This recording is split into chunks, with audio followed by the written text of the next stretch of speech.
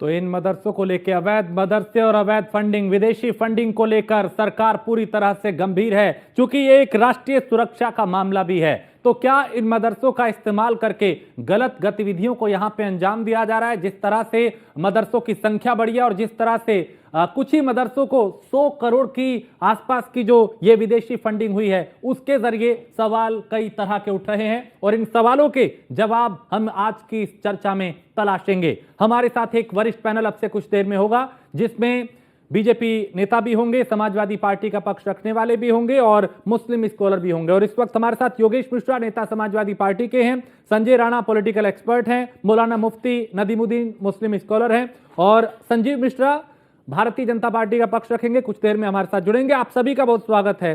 शुरुआत मौलाना जी मैं आपसे करूंगा। नदीमुद्दीन जी, क्या तालीम की जगह मदरसों का इस्तेमाल देश विरोधी गतिविधियों के लिए हो रहा है? क्या कुछ युवकों को गुमराह करके, मदरसों में पढ़ने वाले मुस्लिम युवाओं को गुमराह करके उनका इस्तेमाल गलत गतिविधियों में किया जा रहा है? जिस तरह के मामले आ रहे हैं, जिस तरह की विदेशी फंडिंग हो रही है, जिस तरह से अवैध मदरसों की संख्या बढ़ रही है।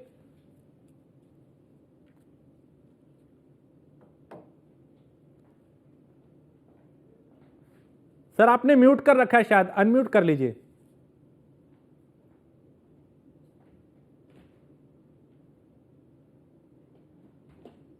हाँ, आवाज आ रही है? जी जी जी, मैं सुन पा रहा हूं। हाँ, देखिए, इन्वेस्टिगेशन करना ये सरकार की जिम्मेदारी है, क्या सही है क्या गलत है। मगर मदरसों पर ये आरोप लगाना कि वो जिहाद की या देश द्रोही गतिविधियों में शामिल हैं, वो लोग हैं जिनको मदरसों का इतिहास नहीं मालूम है। राजा राम मोहन राय से लेकर के आसाम के सीएम और तेलंगाना के यूनाइटेड आंध्रा के सीएम, ऐसे बहुत सारे लोगों ने मदरसे में तालीम पाई है। जाकिर हुसैन, एपीजे अब्दुल कलाम और राजेंद्र प्रसाद, एक बड़ा लंबा नाम है। और यही अंग्रेजों से सबसे ज्यादा लड़ने वालों में यही मदरसे के लोग हैं। तो मदरसों पर इल्जाम लगाना कि नहीं, लेकिन इन्हीं मदरसों से कई बार आतंकी भी निकलते हैं, कई बार संदिग्ध निकलते हैं, कई बार गलत गतिविधियां भी पकड़ी गई हैं अवैध मदरसों के जरिए, कई वो भी मामले सामने आए हैं।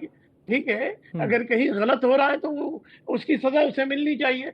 मगर टोटली मदरसों पर ये इल्जाम लगाना बेबुनियाद है। क्या शिशु मंदिर पर कभी इन्वेस्टिगेशन हुआ है? क्या आरएसएस के पास कहां से फंडिंग आई है? क्या हुआ है? नहीं, इसमें आरएसएस और शिशु मंदिर आप कहां से बीच में ले आए? नहीं, आप बताइए तो इसमें आरएसएस का मामला कहां से आ गया? आप आरएसएस का जिक्र क्यों कर रहे हैं, ये मुझे बताइए। नहीं आएगा, नहीं क्यों नहीं आएगा? आपको मिर्ची क्यों लग रही है? नहीं, मुझे मिर्ची नहीं लग रही, मैं तो ये पूछ रहा हूँ कि आरएसएस का रोल क्या है? कहां आरएसएस का कोई कार्यकर्ता ऐसा पकड़ा गया जैसा मदरसों में आए दिन मामले आ रहे हैं? नहीं, आप सुप्रीम कोर्ट के जज हैं। नहीं, मैं जज नहीं हूं, लेकिन आपने सीधा, हम बात मदरसों की कर रहे हैं, आप आरएसएस पे चले गए, आप शिशु मंदिर पे चले गए। आप इस बात को तो एक्सेप्ट कीजिए ना कि हाँ, कुछ मदरसों में गलत गतिविधियां हो रही हैं, वहां पे कार्रवाई होनी चाहिए, लेकिन आप उसे डिफेंड करने लगे। कौन डिफेंस कर रहा? आप कर रहे हैं, आप उसमें तर्क दे रहे हैं। आप कहिए कि हाँ, कुछ मदरसे हैं, कुछ लोग उसका गलत दुरुपयोग कर रहे हैं, कुछ लोग युवाओं को गुमराह कर रहे हैं, कुछ लोग उन्हें गलत रास्ते पे ले जा रहे हैं, उनको भटका रहे हैं। आप कहिए, और ऐसे लोगों के खिलाफ कार्रवाई होनी चाहिए। अरे सुनिए, इन्वेस्टिगेशन करिए, जो गलत है गलत। मगर मदरसों पर बेबुनियाद इल्जाम लगाना, ये वही लोग हैं जो लोग अंग्रेजों के साथ दिए थे, वो मदरसों में बेबुनियाद इल्जाम लगा रहे हैं। अगर कहीं मदरसे में गलती पाई जा रही, उनको सजा मिलनी चाहिए। क्या तमाम मदरसे इसके जिम्मेदार हैं? यही मदरसे हैं जो मुसलमानों के बुनियादी तालीम का हिस्सा बने। सिर्फ 2 से 3% बच्चे मुसलमानों के मदरसे में पढ़ रहे हैं। जो मदरसे सरकारों के अंडर में, उनके टीचरों की तनख्वाह नहीं दी जाती है। मौलाना आजाद स्कॉलरशिप को बंद कर दिया गया। तो बीजेपी को आज मदरसों के क्या हालात है? बच्चों को बैठने के लिए सही जगह नहीं है, मदरसों की बिल्डिंग अच्छी नहीं है। तो मैं कहता हूं, अगर मदरसों में कहीं गलती हो रही है तो उनको सजा देनी चाहिए, मगर बेबुनियाद इल्जाम लगाना ये सही नहीं है। इन्वेस्टिगेशन होना चाहिए। अगर कहीं से फंडिंग आ रही है तो वो सरकार की जिम्मेदारी है कि देखे और फंडिंग कहाँ इस्तेमाल और करे। मगर मेरा भी एक डिमांड है कि शिशु मंदिर पर और आरएसएस की भी फंडिंग की जांच होनी चाहिए कि उनके पास कहां से फंडिंग। संजय राणा, देखिए सवाल ये पूछा गया कि क्या तालीम की जगह मदरसों का इस्तेमाल देश विरोधी गतिविधियों में हो रहा है, उसके बाद आरएसएस और शिशु मंदिर को कटघरे में खड़ा कर दिया जा रहा है। क्यों? ठीक है, संजय राणा इस पे जवाब देंगे। संजय राणा, फैलो बड़ा दुर्भाग्यपूर्ण है जो मौलाना साहब इस तरह के वक्तव्य दे रहे हैं। देखिए, ऐसा है कि इन्होंने खुद ही बोला है कि तकरीबन 3 से 4% मुस्लिम बच्चे जो है वो मदरसे में पढ़ते हैं। मदरसों की संख्या आपने बता दी 24,000 है और तकरीबन 16,000 रजिस्टर्ड है, बाकी 8,000 अनरजिस्टर्ड है। टोटल मुस्लिम पॉपुलेशन 19.6 है उत्तर प्रदेश में, यानी 3,88 लाख लोग मुस्लिम है। उसका 4% कितना होता है? तो आप देख लीजिए, 24,000 मदरसे कितने परसेंट लोगों के लिए? शिशु मंदिर स्कूल जानते हैं कितना है मौलवी साहब? सिर्फ 30,000 है और सीबीएसई से एफिलेटेड है। वहां पे पढ़ने वाला बच्चा इंजीनियर डॉक्टर बनता है। और ये बताइए किस यूनिवर्सिटी से आप पढ़ के आए हैं? अरे मौलाना साहब आपके बीच में कतई नहीं बोला, चुपचाप सुनिए। आपका एक टर्न आएगा तब बोलिएगा। इंजीनियर बच्चे बनते हैं, इनको चुप कराइए, इनको पहले डाउन कीजिए। साउथ में आके देखो आप, जैसे और मैं बता रहा हूँ। और ये बताइए, एक नंबर का जितना फैलाते हैं ना ये मदरसा छाप, जाकिर हुसैन, अरे भैया वो अरब से आए थे, मदरसा छाप है। सुन लीजिए, आप उनकी ऑटोबायोग्राफी जाके पढ़ लीजिएगा। और राजेंद्र प्रसाद कौन सा मदरसे से पढ़े थे? दुर्भाग्यपूर्ण होता है इस तरह के वक्तव्य देते हैं आप लोग। है ये बताइए, कुकुर मुद्दे की तरह पूरे मदरसे बॉर्डर पे कैसे होते चले जा रहे हैं? 1,000 मदरसे कैसे बन गए? आप ये बताइए कैसे बन गए? और 100 करोड़ रुपए का फंड, ये बताइए 4%, 3.8 लाख लोगों के लिए कैसे हो गया? 4% नहीं है। अरे फंसेंगे। अरे आप समझ रहे हो? आप लोग ये सारे फंडिंग देश में अराजकता फैलाने के लिए हो रहा है, देश में गलगाव फैलाने के लिए हो रहा है और कट्टरता फैलाने के लिए हो रहा है। ये बताइए, इनसे पूछिए मनोहर जी, ये किस स्कॉलर बैठा रखा है इन्होंने मुफ्ती साहब को? सीएम का कौन सा सीएम आसाम का जो मदरसा छापा, बताइए जरा। मदरसा छाप सीएम का नाम बताइए कौन है आसाम का जिसका नाम लिया आपने? अरे कम से कम पढ़ लिख के आया करिए। अरे सीएम आसाम का सीएम मदरसा से पढ़ा है? कौन सीएम मदरसे से पढ़ा है? तुमको क्या मालूम है? 2% बच्चे मदरसे में पढ़ रहे हैं। अरे आपको ना, आपको अपने धर्म के बारे में नहीं पता है, आपको अपने धर्म के बारे में नहीं पता। मैं बताता हूँ, टोटल 24,000 मदरसे हैं, 4% बच्चे वहाँ पे पढ़ते हैं मुसलमानों के। 3,88,000 आबादी है मुसलमानों की, 4% निकाल लो कितना होता है? पढ़ के आया करो। मदरसा छापो, इसलिए आपको कुछ नहीं आता है। आसाम का चीफ मिनिस्टर मदरसे से पढ़ा है। मदरसे से पढ़ने वाले का विवेक आप कैसे होता है? इंजीनियर डॉक्टर नहीं बनता वो। और जाकिर हुसैन की बात कर रहे थे ना, डॉक्टर जाकिर हुसैन की बात कर रहे थे ना, डॉक्टर जाकिर हुसैन ने देश की शिक्षा व्यवस्था को इस्लामीकरण कर दिया है। क्या बात करते हैं आप? इतिहास को समझते हैं, इतिहास को जानते हैं, इतिहास को पढ़े कभी? अरे इतिहास नंबर पूछ रहा हूँ मौलाना साहब, मेरे को ये बता दीजिए। अरे ये बता दीजिए, 24,000 मदरसे कितने लोगों के लिए? 25,000 स्कूल है शिशु मंदिर उत्तर प्रदेश में।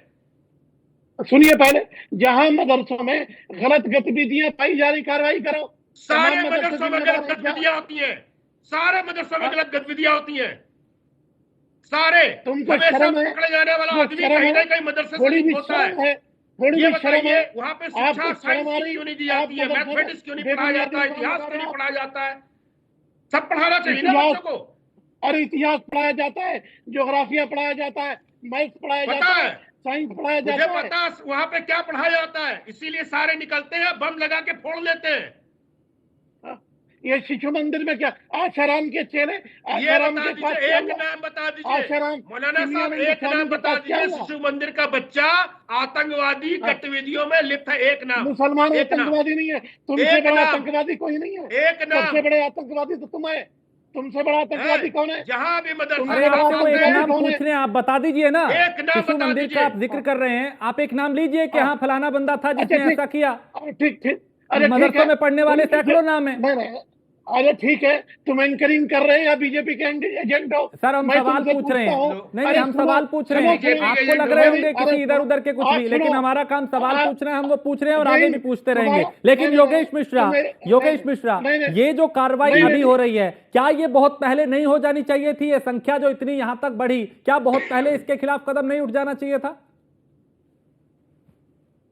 आदरणीय राजेश जी, देखिए, जो जांच की बात है, एसआईटी की कमेटी गठित है, जांच हो रही है और फंडिंग की जांच हो रही है कि हवाला का पैसा है या नहीं। तो जब कोई जांच के दायरे में चीज है तो उस पर तो कोई टिप्पणी करेंगे ही नहीं हम। और क्योंकि आंतरिक सुरक्षा का मामला है तो सरकार को अपना काम करने दीजिए। रह गई बात, तो अभी जो खींच के ला रहे हैं ना आप जबरदस्ती, एक नैरेटिव मैं देख रहा था, दोनों लोग की जो डिबेट चल रही है, आप एक नैरेटिव सेट करना चाह रहे हैं कि इसको देखिए भैया हम मदरसों पे कार्रवाई कर रहे हैं। अरे साहब, कोई एक मदरसा खराब हो सकता है, कोई एक बच्चा खराब हो सकता है, तो आप पूरे मदरसे, देश के पूरे मदरसों को आप गलत नहीं ठहरा सकते। मोदी जी कहते थे ना, गलत ठहरा रहा है। अगर विदेशी फंडिंग पर सरकार की नजर है, 80 मदरसों को 100 करोड़ आए हैं, तो उन्हीं का जिक्र किया जा रहा है ना। जो वैध है उनको थोड़ी, जो रजिस्टर्ड है उनको नहीं, लेकिन जहां गलत गतिविधियां हो रही हैं वहां का जिक्र तो होगा। अब मुझे देखिए, आप, मुझे पता है आप बोलने नहीं देंगे, लेकिन मुझे 1 ही मिनट बोलने दीजिए। नहीं, मैं पूरा वक्त आपको दूंगा सर बोलने का, आप बोलिए। मोदी जी ने ही तो कहा कि हम अपने बच्चों के एक हाथ में लैपटॉप और एक हाथ में कुरान देखना चाहते हैं, और मदरसों में उच्च शिक्षा की बात करना चाहते हैं। हाँ। अरे साहब, जितना ध्यान आप पिछले 1 साल से सभी योगी जी, आपके चैनल पे 50 से ज्यादा डिबेट इस टॉपिक पे हो चुकी है। इतना प्रयास अगर उत्तर प्रदेश सरकार की होती ना, तो ये समस्या अभी तक सॉल्व हो गया होता। अरे मैं कह रहा हूं कि अगर कोई विदेशी फंडिंग आ रही है, मुख्यमंत्री जी के नाक के नीचे अगर ऐसा कुछ गतिविधि हो रहा था, आप 6 साल से मुख्यमंत्री हैं और आप कंट्रोल नहीं कर पाए, तो आप जिम्मेदार हैं। आपकी जो प्रशासनिक मिशनरी को इसकी भनक नहीं लग पाई ना, तो आपका जो इंटरनल सिस्टम है, सिक्योरिटी सिस्टम, वो भी कहीं ना कहीं जिम्मेदार है। अरे कहीं अगर प्रदेश में लॉ एंड ऑर्डर या ऐसी कोई गतिविधि, आप उस पर कार्रवाई करते। समाजवादी तो हमेशा आपके साथ खड़े हैं। आप 1 साल से लगातार, अरे डीएम को दे दिया, लिस्ट बना रहे हैं, पीला पंजा चलेगा, तो हो सकता है इस बार भी वही भेड़िया आया वाली हाल ना हो जाए कि भाई आदेश हो गया, ठीक है, फिर कुछ नहीं होने वाला।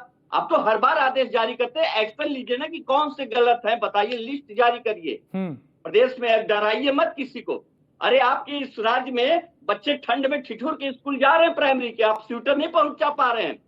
आप उर्दू की आधुनिक शिक्षा तो चाहते हैं, लेकिन उनके शिक्षकों को 6 साल से सैलरी मानदेय नहीं दे पाए। आधुनिक शिक्षक के नाम पे जो 25,000 भर्ती थी, आप मानदेय नहीं दे पाए। हमने विधान परिषद में, हमारे आशुतोष भाई सिन्हा ने आवाज उठाई, कोई फर्क नहीं, आपके कान में जू ही नहीं रखती।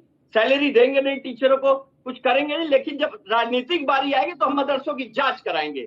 बस आपका राजनीतिक एजेंडा यहीं तक रह जाता है। आप डिबेट करेंगे, कुछ होने वाला नहीं, कुछ करना होता। योगी जी की मंशा होती तो एक्शन हो चुका होता। नहीं, योगी जी की मंशा है तभी तो एक्शन हो रहे हैं, तभी तो ये पता चल रहा है कि कितने मदरसों को कहां से विदेशी फंडिंग हो रही है, और कितने यहाँ पे गैर मान्यता प्राप्त है, कितने मान्यता प्राप्त है, और कैसे गलत गतिविधियां कहां पे हो रही है। ये योगी की नजर अगर पैनी इस पे ना होती तो ये हो पाता। लेकिन संजय राणा, इस फंडिंग के पीछे कौन है? देखिए, जहां तक बात करते हैं कि विदेशी फंडिंग की, तो आपको पता है राजेश जी, इस देश को तोड़ने के लिए, इस देश में अराजकता फैलाने के लिए विदेशों में कई लोग बैठे हुए, कई का नाम हम लोग जानते हैं, जिसमें जॉर्ज सोरेस का नाम सबसे ज्यादा है। वो मोदी को हटाने के लिए और इस सरकार को अस्थिर करने के लिए $1 बिलियन खर्च करने को तैयार है। ये तो जग जाहिर है। जहां तक बात कर रहे थे हमारे मित्र योगेश जी, बड़ी अच्छी बात कर रहे थे, जांच होना चाहिए, बिल्कुल जांच होना चाहिए। अभी बोले तो शिक्षक नहीं है, बिल्कुल शिक्षक नहीं हो सकते, लेकिन इनसे अगर पूछ लिया जाए कि उत्तर प्रदेश में कितने स्कूल है, इनको नहीं पता होगा नेताजी को। नेताजी 2,43,000 स्कूल है उत्तर प्रदेश में, प्राइमरी स्कूल जो सरकारी है। हम प्राइवेट की चर्चा नहीं कर रहे हैं। जहां तक बात आ रही स्वेटर देने का, कपड़ा देने का, ड्रेस देने का, देखिए भैया, ये सब फ्री वाला धंधा बंद कर देना चाहिए। हम कहते हैं जिसको सबको एजुकेशन फ्री दो, ड्रेस और खाना मत दो। ड्रेस और खाना आदमी कमा के खा सकता है, प्रति व्यक्ति आय बहुत बढ़ चुकी है और प्रदेश भी तरक्की कर रहा है। देखिए, मैं आपके बीच में बोला नहीं, देखिए मैं आपके बीच में बोला नहीं योगेश जी, शिष्टाचार के साथ डिबेट कर रहा हूँ, शिष्टाचार के साथ डिबेट करिए। डिबेटर जो है मोदी जी की भक्ति जो करते हैं आके, बहुत नहीं, भक्ति नहीं कर रहे हैं। मैं मुसलमानों की तुष्टीकरण करने के लिए नहीं बैठा हूँ। मैं मुसलमानों की तुष्टीकरण करने के लिए नहीं बैठा हूँ। अरे एक जाति वर्ग की तुष्टीकरण करने के लिए नहीं बैठा हूँ कि मैं समाजवादी को यादव माना जाएगा, मुसलमानों का राज होगा। भाई, इस देश में सबका साथ सबका विकास होगा। हिंदू भी उतने इंपॉर्टेंट है, मुसलमान भी इंपॉर्टेंट है। आप ये बताइए, अल्पसंख्यक बोलते रहते हैं, अल्पसंख्यक कौन है? पारसी अल्पसंख्यक है। अल्पसंख्यक सिख हो सकते हैं, अल्पसंख्यक जैन हो सकते हैं, जिसकी आबादी 20 करोड़ अल्पसंख्यक नहीं हो सकता। सुन तो लो, कहीं मुसलमान आपके बीच में तो बोला नहीं, इस सब अल्पसंख्यक की श्रेणी में आते हैं, लेकिन नफरत आपको सिर्फ नहीं, नफरत श्रेणी में नहीं आते हैं। बताइए कितना सिख कम्युनिटी कितना लेता है फंड? कुछ नहीं चाहिए उसको फंड। ये बताइए जैन कम्युनिटी कितना लेता है फंड? उसको नहीं चाहिए। आप पारसी की बात कर रहे हैं, पारसी जॉब देता है, लेता कुछ नहीं है, लेकिन वो अल्पसंख्यक है। लेकिन एक कुछ समुदाय को वोट बैंक के लिए समाजवादी पार्टी और कांग्रेस पार्टी ने तुष्टिकरण की राजनीति करके मदरसा छाप फैला रखा देश के अंदर। योगेश जी, और आप जैसे भाजपा के एजेंट आके यहाँ पे भाजपा का एजेंट नहीं हूँ मैं, मुसलमानों का एजेंट नहीं हूँ मैं, देशभक्त हूँ। योगेश जी देखिए, व्यक्तिगत टीका टिप्पणी बिल्कुल नहीं, देखिए मुद्दे पे बात कर कीजिए, तथ्य के साथ कीजिए। आप सब लोग मेरे लिए सम्माननीय हैं, जितना सम्माननीय आप है उतना ही वो। अगर आप व्यक्तिगत होंगे तो वो भी होंगे, फिर आपको बुरा लगेगा। मर्यादा रखिए, आप सब हमारे लिए सम्माननीय हैं। आप कुछ कह रहे हैं अतीकुर रहमान जी? अरे बिल्कुल बोलूंगा, आप कुछ कह रहे हैं? सुनिए, राणा साहब ने कुछ कहा, आपने कुछ बोला उनके ऊपर? आप व्यक्तिगत टिप्पणी क्यों कर रहे हैं? मर्यादा थोड़ी तो रखे ना, गंभीर मामला है, उस पर चर्चा कीजिए। राष्ट्रीय सुरक्षा से जुड़ा हुआ मामला है, आप उनको बीजेपी का एजेंट बता रहे हैं, फिर वो आपको कुछ और बोलेंगे। स्तर गिरेगा ना भाषा का सर और डिबेट का भी। ना इनको ये पता है, इनके जमाने में बेरोजगारी दर 17% थी, मुंह में दही जमी थी। जिस गाड़ी में सपा का झंडा उसके अंदर बैठा है गुंडा, ये कहावत थी। अराजकता फैलाने वाले आप लोग थे। मुजफ्फरपुर और ये बेल्ट में निकलना मुश्किल हो जाता था आपकी सरकार में, इतनी अराजकता आप लोगों ने फैला रखी थी देश में। जब आप जाहिलों को बुला के बैठाएंगे तो ठीक है। सर आपसे ज्यादा पढ़ा लिखा हूँ और आपसे ज्यादा विवेकशील हूँ। एक वक्त पता नहीं है, अगर मैं चैलेंज से पूछ रहा हूँ, बोल दो उत्तर प्रदेश में स्कूल कितना आपको पता है? नहीं पता है, क्योंकि आप लोग पढ़ लिख के नहीं आते हो। पढ़ लिख के आते तो 75 देखे। स्कूल की बात कर रहे हैं, टीचरों की बात कर रहे हैं, मेरे नेताजी ने ये किया था। बेरोजगारी दर पता है? बेरोजगारी दर पता कितनी है?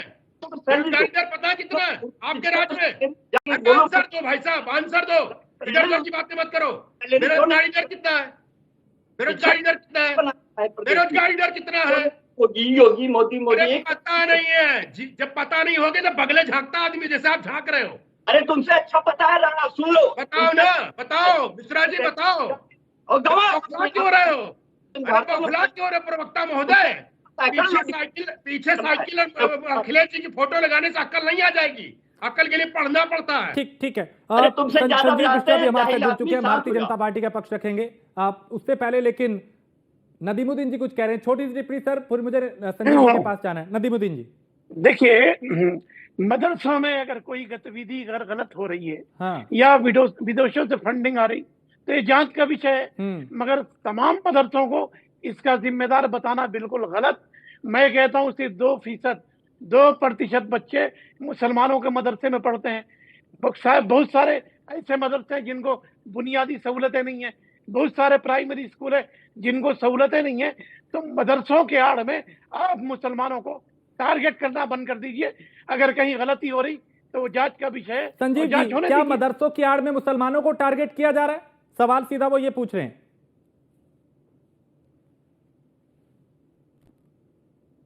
खास तौर से मुस्लिम स्कॉलर जो हैं, मुझे लगता है कि उनको वो खुद ही अपनी बात क्या कह रहे हैं और क्या वो कहना चाह रहे हैं, वो उसमें फंस रहे हैं। वो ये कह रहे हैं कि मदरसों में अगर गलत फंडिंग हो रही है तो उसकी जांच होनी चाहिए। अब मदरसों में गलत फंडिंग हो रही है, इसका इनपुट आया है, और अगर जांच हो रही है तो जिन मदरसों में अगर गलत फंडिंग नहीं हो रही, जो नियम कानून के तहत चल रहे हैं, उनको दिक्कत क्या है? भाई उसमें तो कहीं कोई दिक्कत नहीं होनी चाहिए। जो सही फंडिंग से चल रहे हैं, जिनको उत्तर प्रदेश सरकार भी अपना फंडिंग कर रही है, वो बेहतर तरीके से चल रहे हैं। तो इसमें मुझे लगता है कि मुस्लिम स्कॉलर को ये थोड़ा बांट के चलना चाहिए। जो अगर अपराधी और गुंडा नहीं है, गलत काम नहीं कर रहा है, मुझे लगता है कि उसकी जांच हो जाएगी तो क्या आपत्ति हो जाएगी? वो दूध का दूध और पानी का पानी हो जाएगा। और जिसकी यहाँ गलत फंडिंग हो रही है, जो टेररिस्ट वहां पर पैदा हो रहे हैं, उन पर अगर जांच हो रही है और उन पर कार्रवाई होगी, तो मुझे लगता है कि मुस्लिम स्कॉलर भी कहेंगे कि हाँ, ये सरकार सही काम कर रही है। यही बात ये कहना चाहते हैं। लेकिन अभी तक क्या करे आप? अभी तक क्या करे? इससे पहले भी आपने मदरसे भर सर्वे कराया, उसकी रिपोर्ट आई। अभी तक क्या करे आप? बताइए क्या किया? बताइए ना, मदरसे में पूछ रहा हूँ, क्या करे बताइए। नहीं, आप कहना चाहते हैं, सर्वे करके नहीं, सुनिए मेरी बात पहले सुनिए, उसके बाद आप काउंटर करिए। मदरसे का योगी जी ने सर्वे कराया था, मदरसों में क्या क्या मिला आप बताइए, एक व्हाइट पेपर जारी कर दीजिए, व्हाइट पेपर जारी करके बताइए कि मदरसों में क्या क्या मिला। आप पूरी जब बात सर्वे रख हो ले गया, तो मैं अपनी बात रखूं। हाँ अब रखिए चलिए। आप पूरी बात रख लें, और कुछ कहना तो कह लीजिए, बीच में मत टोकिएगा। मैं बिल्कुल नहीं टोकूंगा सर, आप बताइए। आप पार्टी के प्रवक्ता हैं जिसकी सरकार चल रही है, इसलिए मेरा सवाल आपसे। ये तो आपको भी पता है, योगी जी की सरकार चल रही है, बुलडोजर बाबा की सरकार चल रही है। अरे छोड़ो यार बुलडोजर बाबा, अरे छोड़ो नहीं, साउथ में तुम्हारा कभी क्या से बात असर हो करो, गया? साउथ में कभी देखो, से बात करो, तुम्हारी पार्टी पे लोगों ने बिल्डोजर चला दिया है। स्कॉलर हो गए साउथ अपनी में जगह आके पे, देखो, बात कभी से बिल्डोजर करो। चला दिया तुम्हारी छोड़ो पार्टी यार, क्या पर। होता है? आके देखो, छोड़ो काउ यार, बेल्ट क्या की होता है? पार्टी हो तुम, किस तरह पूरे से बात देश की कर रहे हो? पार्टी नहीं हो, कभी से बात साउथ में करना नहीं हो सीखो तुम, पहले। नॉर्थ इंडिया की कभी से पार्टी बात हो, करना सीखो। बिल्डोजर चला दिया कभी साउथ से वालों बात ने करना तुम्हारी सीखो। पार्टी पर। गुंडे, अपराधी, हाँ। माफियाओं को संरक्षण अरे देने वाले हो, तो तुम्हारी इसके लिए पार्टी में बुलडोजर बाबा की सरकार सूरज चल रही है। भान सिंह, तुम्हारी पार्टी में जितने गुंडे हैं बुलडोजर बाबा की दूसरी सरकार पार्टी चल में रही नहीं है। है। तो इस तरीके की ब्रिजभूषण बात सबसे करते हो, बड़ा गुंडा जिससे तुम्हारी कह रहे पार्टी में पहले, है। जिससे तुम्हारी गुंडागर्दी पार्टी में फैली। ब्रिजभूषण तो एक गुंडा बैठा फैलने हुआ है। वालों को तुम्हारी सबक पार्टी सिखाने में के लिए योगी जी प्रतापगढ़ की का सरकार चल वो रही बैठा है। हुआ है। 50 गुंडे अरे हैं शांत तुम्हारी रहो, पार्टी क्यों में, फालतू बात कर रहे 50 हो? गुंडे हैं। इसको नाम ठंडा पानी बताऊं? पिलाओ भाई। अरे तुम पानी पी लो ना यार, ठंडा पानी पी लो। ठंडा पानी। गुंडों का नाम यार बता क्या रहा होता हूँ। है? ब्रिजभूषण कौन है? ब्रिजभूषण कौन है? यार क्या होता जो है? मारने की बात करता है लोगों के। यार क्या करे होता है भाई? तमीज से बात करो, पढ़े लिखे हो, आप भी जाहिल तमीज हो। से बात करो, हाँ, आप भी तमीज से बात क्या करो। होता है? छोड़ो यार, यार क्या होता है भाई?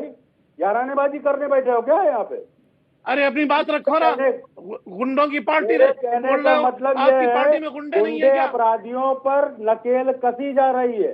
गुंडा अपराधी अगर कोई होगा तो वो जान ले कि उसको बचना नहीं है, और कोई भी सही मदरसा उस पर कुछ किया नहीं जाएगा। और ये जो सफेद पेपर मांग रहे थे, उसी का परिणाम है कि जो मदरसे चल रहे हैं 24,000, वो सही चल रहे हैं तो उनको चलने दिया जा रहा है।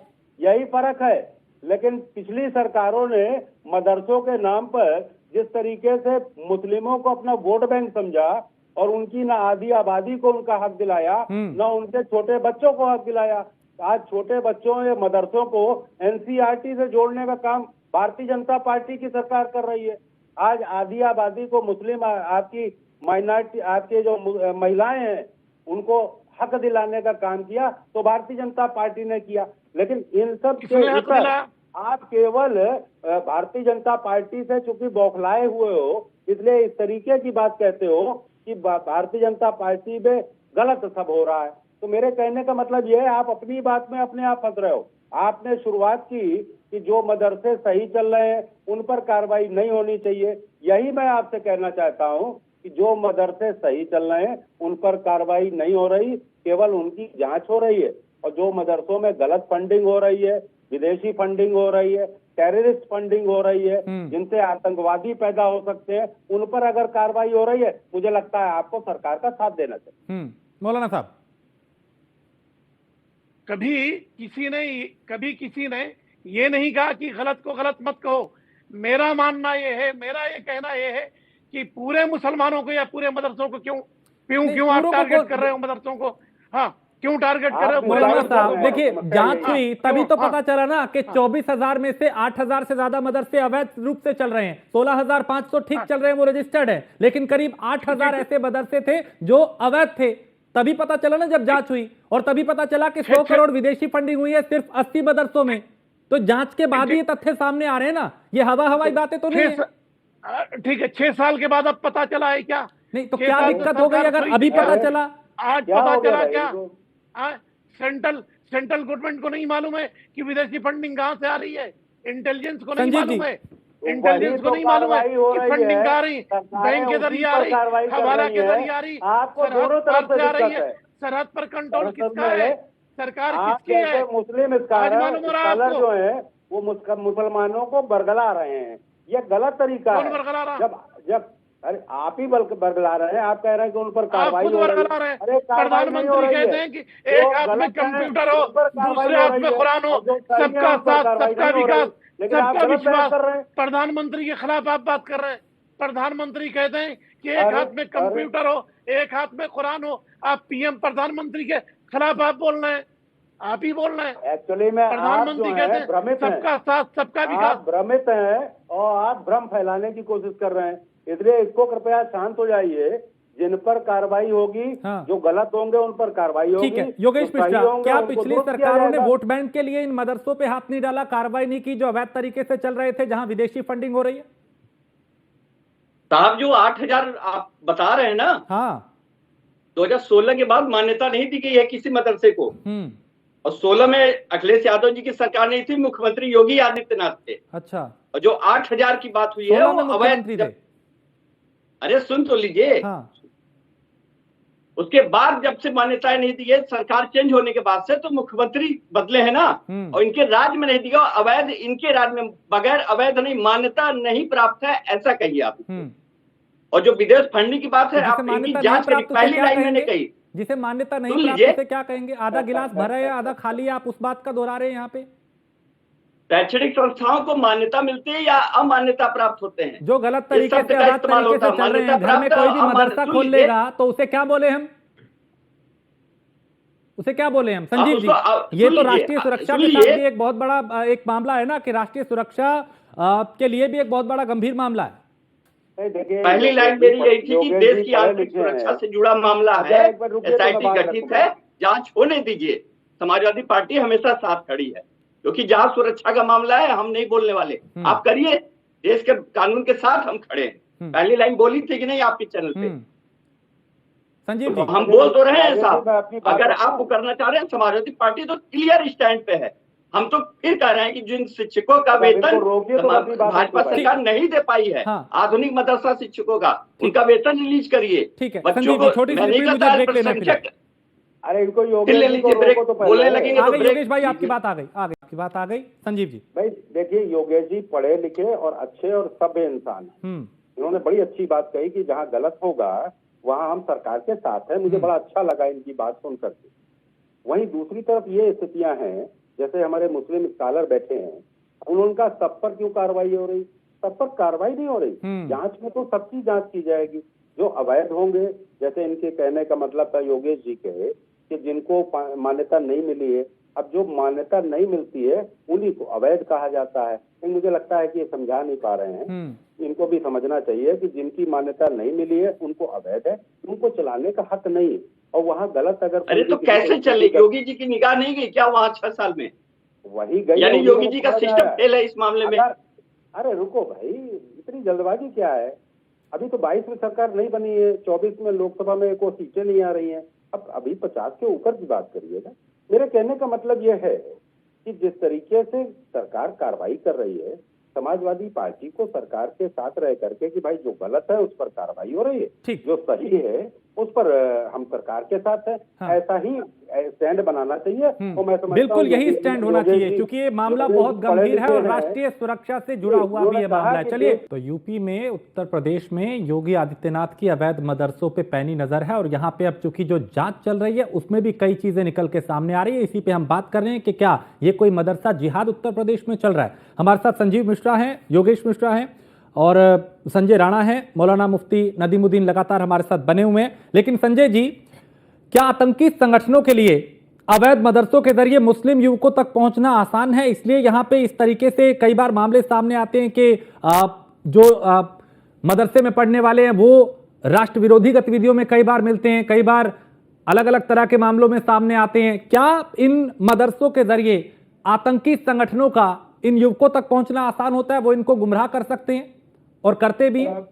राजेश जी बिल्कुल गुमराह कर सकते हैं। जब देखिए ऐसा है कि कोई भी व्यक्ति, चाहे वो किसी धर्म का हो या किसी प्रांत का, अपने रिलीजन को फॉलो कर सकता है, लेकिन जहां पे जब शिक्षा होगी, शिक्षा की कमी होगी, वहां पे आप रेडिकलाइज कर सकते हैं और ब्रेन वॉश किया जा सकता है। देखिए बहुत सी चीजें हैं जो अगर कई कुरान जो जानने वाले ज्ञाता लोग हैं वो कुछ और बोलते हैं, और जो मदरसों में पढ़ाया जाता है उसमें कुछ और होता है।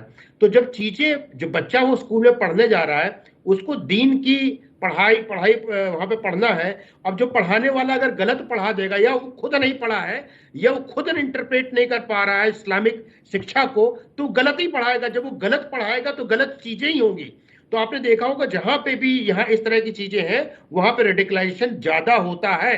देखिए तबलीगी जमात है इंडिया में, उसका हेडक्वार्टर है, लेकिन जो सऊदी अरबिया है, भाई मुस्लिम कहां से उत्पत्ति हुई? सऊदी अरबिया से, वहां पे बैन है। तो डिपेंड करता है कि आप उसको कैसे लेके जाते हो। उनके नजर में तबलीगी जमात एक ऐसा ऑर्गेनाइजेशन जिससे रेडिकलाइजेशन बढ़ता है, तो वो नहीं चाहते उनके देश में रेडिकलाइजेशन बढ़े। तो जहां पे भी शिक्षा की कमी होगी और जो शिक्षक है वो अज्ञानी होंगे तो इस तरह की चीजें होंगी। तो कहीं ना कहीं बड़ा आसान टारगेट होता है जो भी मदरसे में बच्चे पढ़ते हैं उनको टारगेट करना, क्योंकि वो दूसरी शिक्षा, देखिए साइंस की बात हो जाए, चाहे हमारी मैथ्स की बात हो जाए, चाहे ज्योग्राफी की बात हो जाए, चाहे वो दूसरे सब्जेक्ट हो जाए, इंग्लिश हो जाए, अगर उसकी शिक्षा नहीं लेंगे साथ में, जिसको मैं कुरान और कंप्यूटर की चर्चा हो रही थी, अगर नहीं लेंगे तो कहीं ना कहीं बेचारे बच्चे क्या करेंगे? दीन की शिक्षा लेके, इस्लाम की शिक्षा के लेके आप अपना पेट नहीं पाल सकते। पेट पालने के लिए आपको काम करना पड़ेगा। दीन का शिक्षा लेना आपके धर्म को जानने के लिए है। आपको जानिए, उसकी प्रैक्टिस कीजिए, कोई बुराई नहीं उसमें। लेकिन जब आप पेट का पालन पोषण करने के लिए आपको शिक्षा की जरूरत पड़ेगी कि आप बाहर जाके कमाएंगे कितना। देखिए बड़ा छोटा सा आंकड़ा दे रहा हूं, 30 सेकंड में खत्म कर दूंगा। तकरीबन 12 से 16 लाख बच्चे पढ़ते हैं उत्तर प्रदेश में मदरसे में।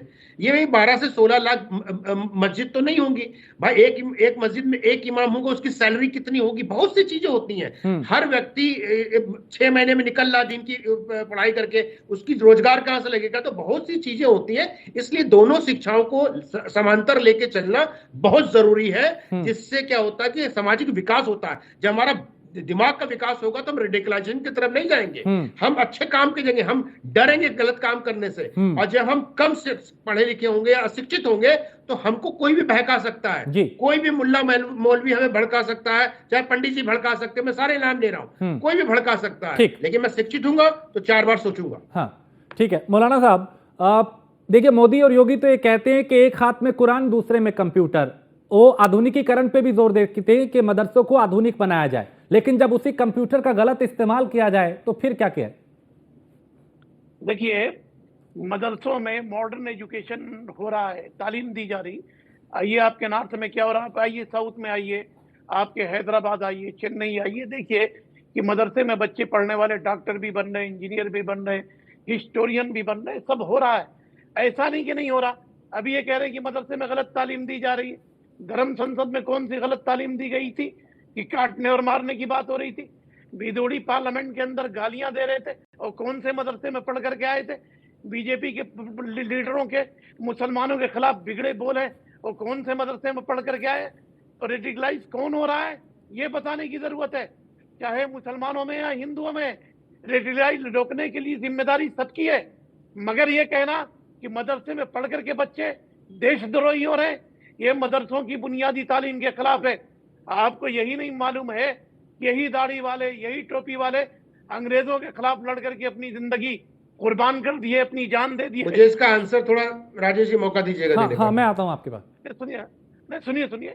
हाँ, मदरसे में पढ़ने वालों ने अंग्रेजों के खिलाफ लोहा लिया है, अपनी जान दे दिया है इस देश के लिए। मदरसे के लोग हमेशा उठे हैं, तो उनको ये देश सम्मान भी देता है सर, उनको ये देश सम्मान भी देता है, लेकिन उन्हीं मदरसों में से जब गलत गतिविधियां होती है तो फिर वहां पे एक्शन होता है। संजय जी आप कुछ कह रहे हैं? संजीव जी मैं आता हूं आपके पास। मैं 30 सेकंड, मैं हर डिबेट में आजकल सुनता हूं कि ये दाढ़ी वाले, टोपी वाले आकर के देश में बड़ा त्याग किए। भाई साहब, खिलाफत मूवमेंट के बारे में आप जानते होंगे? कोई भी हिंदुस्तान का मुसलमान उस समय खिलाफत मूवमेंट से जुड़ा। अरे सर सुन लीजिए, मैं आपके बीच में कतई नहीं बोला था। राजेश जी ऐसे डिबेट नहीं हो पाएगी। एक एक करके प्लीज मौलाना साहब। मैं ऐसे लोगों से डिबेट नहीं करता जिनके पास अकल ना हो। अकल हो तो बैठ के चर्चा करें।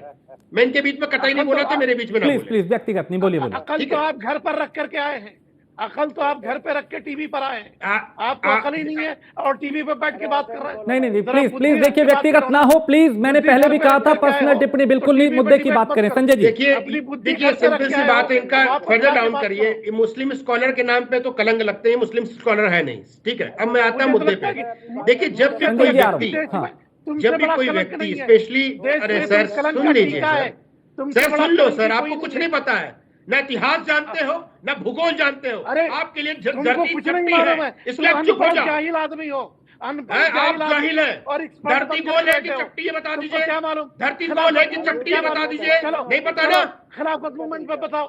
खिलाफत मूवमेंट पे, अरे सर इनको चुप कराइए सर, डिबेट ऐसे डिरेल होती है। पूछता हूँ, चलो मौलाना साहब देखिए, डिबेट की मर्यादा को बनाए रखिए प्लीज। आप मेरे लिए सम्माननीय, वो भी मेरे लिए सम्माननीय। प्लीज व्यक्तिगत टीका टिप्पणी बिल्कुल नहीं। मैं ना बिल्कुल नहीं। देखिए, आप उनके बीच में बोलेंगे, वो आपको फिर बोलेंगे। आपने शुरुआत की तो देखिए अंत में उन्होंने भी निजी टिप्पणी की। तो प्लीज एक दूसरे के सम्मान कीजिए।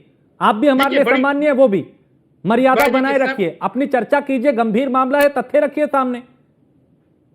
देखिए सिंपल सी बात है, जितने भी ये बार बार बोलते हैं दाढ़ी वाले और टोपी वालों ने देश के लिए शहादत दी, मैं सबका सम्मान करता हूं, लेकिन यहाँ पे जिस समय खिलाफत मूवमेंट 1990 में चल रहा था, 1923 के लिए सारे के सारे मुस्लिम, मैं 100% नहीं बोल रहा हूँ, 95% मुस्लिम खिलाफत मूवमेंट के साथ थे। वो देश की आजादी के साथ अंग्रेजों से नहीं लड़ रहे थे। जब 1923 में खिलाफत मूवमेंट खत्म हो गया तो मौलाना आजाद जो खिलाफत मूवमेंट में उस समय थे, मदरसा से पढ़ते थे, वो कांग्रेस पार्टी ज्वाइन किए थे। तो आपको इतिहास पढ़ने की जरूरत है। ये मत बोलिए कि सारे मुसलमानों ने शहादत दे दी। हाँ, जिसने शहादत दी है उनकी मैं इज्जत करता हूं और हमेशा जीवन भर करता रहूंगा, लेकिन इतिहास को तोड़ मरोड़ के प्रस्तुत मत करिए। ठीक है, नदीमुद्दीन जी, टू नेशन थ्योरी की टू नेशन थ्योरी आप लोगों की वजह से स्टार्ट हुई थी 1857 में, तो पढ़ लिया करिए मान्यवर। और बार बार यहाँ पे साउथ और नॉर्थ क्या कर रहे हैं? आपका कहने मतलब नॉर्थ इंडियन अनपढ़ होते हैं, साउथ इंडियन ज्यादा पढ़े क्यों? ठीक है, आप सुन लीजिए। हाँ, नदीमुद्दीन जी, आप सुनिए सर। खिलाफत मूवमेंट पर महात्मा गांधी ने क्या कहा था, आप बताइए। चलिए इतिहास की महात्मा गांधी, हाँ मैं बता रहा हूँ। महात्मा गांधी का जो मूवमेंट चालू हुआ था तो खिलाफत मूवमेंट के उनके जो ग्रुप था उसके साथ गठबंधन कर लिया था कांग्रेस ने, समझ रहे हैं आप? तो आप लोग आपकी आस्था थी वो तुर्की के महाराजा के साथ थी, ना कि हिंदुस्तान के साथ। तो इतिहास को मत तोड़िए। अच्छा, इतिहास चलिए वापिस मदरसे पे आइए, मदरसे पे आइए। खिलाफत को जाने दीजिए, अभी वापिस मदरसे पे आइए। हिंदू महासभा ने मुस्लिम लीग का साथ दिया था, नहीं दिया था, बताइए। अच्छा, मुस्लिम लीग पे भी है, एक 10 सेकंड में मुस्लिम लीग भी खत्म कर देता हूँ। उत्तर प्रदेश और बिहार, राजेश जी, यहाँ के सारे मुस्लिम 99% मुसलमानों ने मुस्लिम लीग के पक्ष में और पाकिस्तान के डिवाइड में वोट किया था। ठीक है, अब क्या बात संजीव मिश्रा, संजीव जी आप कुछ कह रहे हैं? देखिए, मुस्लिम स्कॉलर बहुत अच्छी बात कह रहे हैं, लेकिन कहीं कहीं पे बहक जाते हैं। ये जाहिल वगैरह तो ये तो डिबेट में नहीं आना चाहिए। यहाँ जितने भी लोग बैठे हैं, योगेश जी बैठे हैं, सब लोग संभ्रांत लोग हैं और आप भी मुस्लिम स्कॉलर हैं, इसलिए सब लोग सम्मान कर रहे हैं आपका। लेकिन किसी को आप जाहिल कहेंगे तो दिक्कत आती है। ऐसे ही अगर आप देख लीजिए, अशफाक उल्लाह खां साहब थे। अब शाहजहांपुर का मैं चूंकि रहा हूँ, मैंने देखा है अशफाक उल्लाह साहब की वहां पे बहुत बड़ी बड़ी मूर्तियां लगी। तो अभी काकोरी कांड जो हुआ था, जिसमें ट्रेन में अंग्रेजों की राइफलें वगैरह सब जा रही थी, तो अशफाक उल्लाह खां, राम प्रसाद बिस्मिल जैसे लोगों ने उनको लूटने का काम किया था, देश के प्रति वफादारी करने का काम किया था। मैं ये कहता हूं कि जिन लोगों ने आजादी की लड़ाई में भाग लिया है उन सबका सम्मान है। और मुस्लिम स्कॉलर साहब, आप इसीलिए तो आज हम लोगों के साथ, सबके साथ बैठे हुए हैं। अगर आप इसी तरीके से अगर मान लीजिए देश विरोधी काम कर रहे होते तो आप भी कहीं और होते। आज भारतीय जनता पार्टी और आदरणीय मोदी जी जिस तरीके से सबका साथ, सबका विकास और सबमें विश्वास की बात कर रहे हैं, सबको साथ लेके चलना चाह रहे हैं। जिन मदरसों की आप जिक्र कर रहे हैं कि हाँ वहाँ के डॉक्टर इंजीनियर बच्चे बन रहे हैं, तो चूंकि वो NCERT से जोड़ा जा रहा है, बोर्ड से जोड़ा रहा है। अगर यूपी बोर्ड का और कहीं दिल्ली बोर्ड का बच्चा पढ़ा है तो मदरसे में पढ़ा हुआ बच्चा उनके बराबर पैरेलल आता है। ऐसे ही आपके यहाँ की जो महिलाएं हैं, ट्रिपल तलाक दे के उनके साथ जिस तरीके के काम होते थे उन सबको बंद करने का काम किया। कितना बढ़िया काम हुआ कि ट्रिपल तलाक जैसे से कानून आ गया। तो ये कहने का मतलब ये, आप मुस्लिम स्कॉलर हैं, आप वहाँ के लोगों को सही राह दिखाने का काम करते हैं। कहा पुरानी सरकारों में मुस्लिम बच्चों को मैंने देखा है, कोई पंचर जोड़ रहा है, कोई दर्जी की दुकान पे काम कर रहा है। आज मोदी जी की सरकार ने सबको मजबूत करने का काम किया है, आपके पूरे परिवार को मजबूत करने का काम किया है। अच्छे तालीम लेकर के अच्छी जगह जाने के लिए बात हो रही है। ये कहने का ये मतलब है कि अगर सरकार अच्छे काम कर रही है तो उसकी तारीफ होनी चाहिए, और सरकार अगर कहीं पर भी गलत है तो निश्चित रूप से आप ठीक है योगेश जी, आप भी यहाँ पे सरकार के साथ इस स्टैंड पे खड़े हैं कि हाँ जो अवैध मदरसे हैं, जहां पे गलत गतिविधियां हो रही है वहां बिल्कुल एक्शन होना चाहिए। योगेश मिश्रा, मेरी आवाज शायद उन तक नहीं पहुंच पा रही, लेकिन मौलाना साहब, ये जो कार्रवाई हो रही है, आपको नहीं लगता कि ये बहुत जरूरी थी? क्योंकि सभी मदरसे ऐसे नहीं है, लेकिन जो हैं जिनका गलत इस्तेमाल किया जा रहा है, जिन युवाओं को गुमराह किया जा रहा है, ऐसे अवैध मदरसों पे जरूरी है एक्शन, तभी तो इस पे रोक लगेगी ना, वरना पूरे सब पे सवाल उठेगा।